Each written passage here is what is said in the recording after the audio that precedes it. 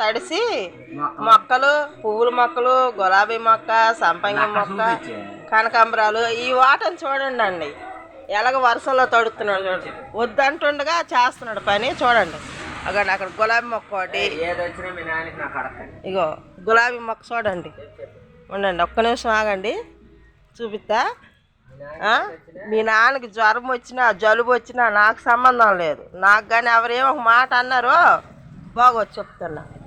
ఇగండి గులాబీ మొక్క, మరి సమ్మది అది పువ్వు. ఇంకో చూడండి ఎంత బాగుంది గులాబీ మొక్క. ఎంత లేదండి, 150 రూపాయలే మొక్క. చూడండి ఇగో ఇది మరి మల్లి చెట్టు. చూడండి మా మల్లి చెట్టు నిండా మొగ్గలు ఉన్నాయి, అందంగా ఉన్నాయి కదా. చూడండి ఇది కరివేపాకు చెట్టు, ఇది పాతదేలేండి. ఇప్పుడు చూడండి వర్షంలో తడిసి ఎలా టీ తాగుతున్నాడు చూడండి. కడుపు గోనంత కడుపు పెట్టుకొని డెలివరీకి వెళ్తాడు ఇప్పుడు రాత్రికి. చూడండి ఆ మొక్కలు కనిపించదండి. సంపంగి మొక్క చూపిస్తున్నానండి. ఇంకేండి సంపంగి మొక్క ఇది. ఇవి పసుపు మొక్కలండి. ఎప్పుడో మా రిషమ్మ పుట్టినప్పుడు మా అమ్మ తెచ్చింది, వేసాము. అవి మొలకలు ఆడుతూనే ఉన్నాయి తెస్తుంటే. ఇదిగో సంపంగి మొక్క చూడండి.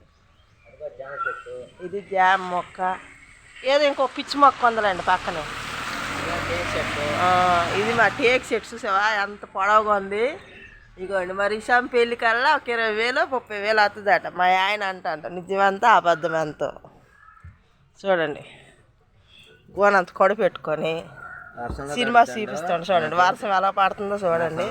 నాకు సంబంధం లేదు. జ్వరం వచ్చినా జలుబు వచ్చినా అలా మూల ఉండాలి, కానీ నేనైతే చేయను చెప్తాను. చేసుకోకపోతే మానుకోండి. Bye bye.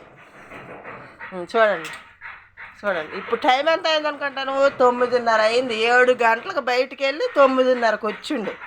చూడండి మొక్కల్లోనికే ఏ ఊరో కాదు, ఇంకే ఊరు వెళ్ళడానికి సాయస్ లేదులేండి. ముడుకులు ఇవన్నీ జారిపోయి అంటాడు, కానీ ఒట్టిదే అలాగ అంటాడు.